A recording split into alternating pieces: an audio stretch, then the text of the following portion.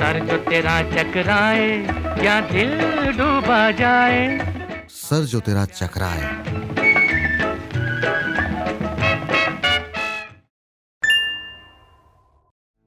नमस्कार, आप सुन रहे हैं रेडियो मनी 9 पर सर जो तेरा चकराए। मैं हूं अमन गुप्ता। बजट 2023-24 में हुई एक घोषणा ने शुक्ला जी के होश उड़ा दिए। घोषणा थी कि नई टैक्स व्यवस्था के तहत 7 लाख रुपए तक की आय पर टैक्स नहीं देना होगा।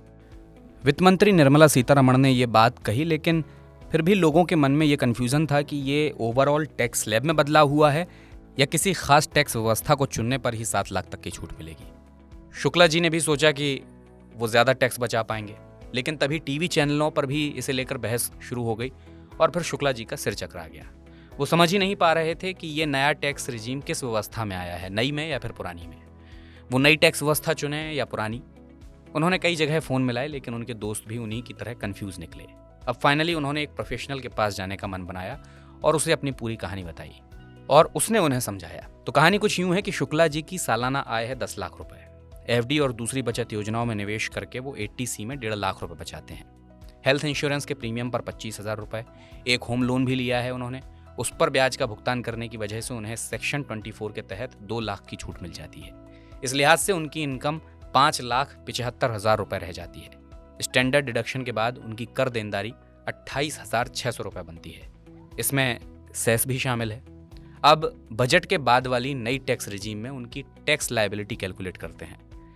अगले वित्त वर्ष से लागू नई टैक्स व्यवस्था में शुक्ला जी को सिर्फ 50,000 रुपए का स्टैंडर्ड डिडक्शन ही मिलेगा। इसलिए 9,50,000 रुपए की टैक्सेबल इनकम पर उन्हें 54,600 रुपए का टैक्स देना होगा। यानी नई व्यवस्था के मुकाबले पुरानी टैक्स व्यवस्था में शुक्ला जी का 26,000 का टैक्स बच रहा है। इस लिहाज से उनके लिए तो पुरानी टैक्स व्यवस्था में बने रहना ही ठीक रहेगा। खैर, ये तो रही शुक्ला जी की बात। उनका एक भाई है मनोज। अपने खुद के काम से वो साल के 8 लाख रुपए करीब कमाता है। शुक्ला जी को जब अपनी समस्या का हल मिला तो उन्होंने अपने भाई को भी पुरानी व्यवस्था चुनने की सलाह दी, मगर भाई तो पहले से जानकार निकला। उसने अपने भाई को समझाया कि ना तो वो उनकी तरह कहीं निवेश करता है, ना ही उसने कोई लोन लिया है। नई टैक्स रिजीम में भी 50,000 रुपए की स्टैंडर्ड डिडक्शन मिलेगी। इससे उसकी कुल टैक्सेबल इनकम हो जाएगी 7,50,000 रुपए। इस पर उसे कुल 31,200 रुपए का टैक्स चुकाना होगा। वहीं अगर वो पुरानी व्यवस्था चुनता तो 7,50,000 रुपए की राशि पर उसे 65,000 रुपए का टैक्स देना होगा। यानी नई टैक्स व्यवस्था पर उसे 33,800 रुपए की बचत होगी।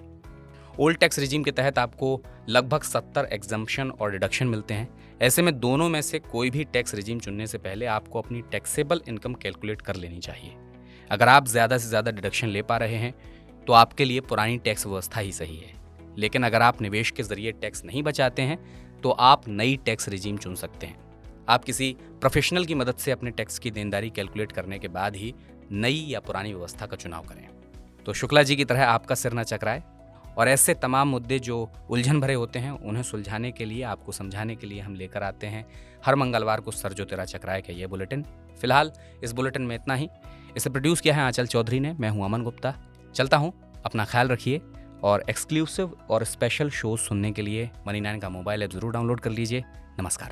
सर जो तेरा चकराए या दिल डूबा जाए। सर जो तेरा चकराए।